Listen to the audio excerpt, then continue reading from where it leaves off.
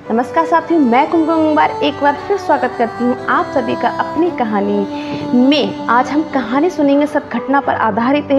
एक ऐसी कहानी जहाँ स्त्री ही स्त्री की जान की दुश्मन बन जाती है। तो चलिए सुनते हैं आज की कहानी, दोषी कौन।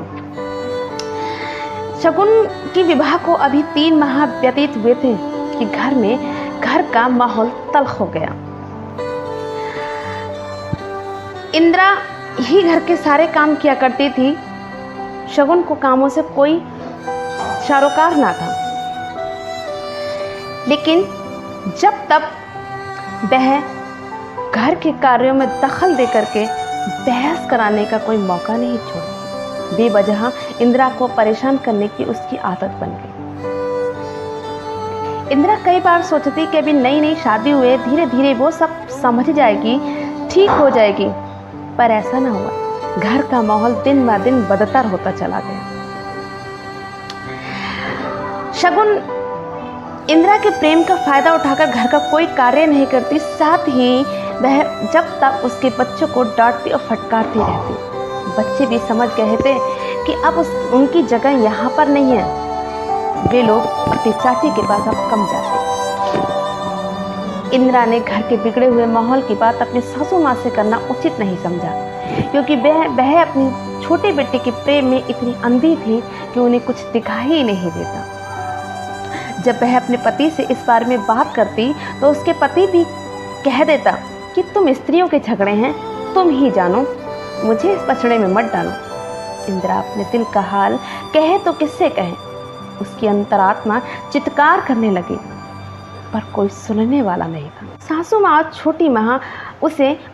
छोटी देवरानी उसे बार बार परेशान करने के मौके ढूंढती रहती। पति भी उसकी तरफ से लापरवाह था। हालांकि उसका पति पेशे से वकील था, पर घर की जिम्मेदारी या लापरवाह कहो, कुछ भी कहो, वह उसकी तरफ से बेपरवाह था।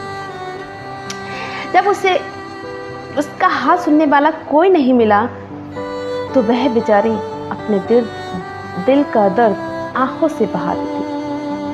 एक रोज उसने सभी के लिए नाश्ता तैयार किया, अपने पति को टिफिन बांधा, उन्हें ऑफिस भेज दिया, बच्चों के बैग तैयार किए और उन्हें स्कूल भेज दिया। स्कूल भेजने से पहले उसने उन्हें बहुत प्यार किया। जब सब लोग घर चले गए तो उसने अपनी सासू माँ और छोटे देवरानी के सामने ही एक गिलास में चूहे मारने की दवा घोल ली।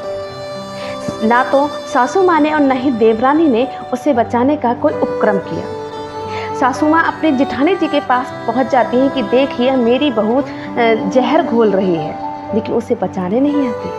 तो और ज़्यादा क्रोधित हो जाती है। वो दवाई का भरा हुआ गिलास पी जाती है और फिर वो अपने आप को एक कमरे में बंद कर लेती है। जब तक दरवाज़ा खुलता और उसे अस्पताल पहुंचाया जाता, तब तक उसके प्राणों पर बन आए थे। उसने अंतिम समय में सिर्फ इतना ही कहा कि मेरे बच्चों का ध्यान रखना, मैं अब नहीं बचूंगी। इसके साथ ही उसने अपना अंतिम पड़ाव पूरा कर लिया।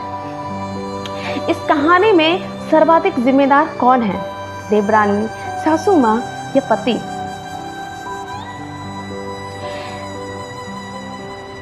कोई साथ दे ना दे, परंतु एक पति को अपनी पत्नी का साथ जरूर देना चाहिए, उसकी सुननी चाहिए। काश उसके पति ने उसकी सुनी होती तो आज वह जिंदा होती। ये बिल्कुल सत्य घटना है। कमेंट में बताएं कहानी कैसी लगी।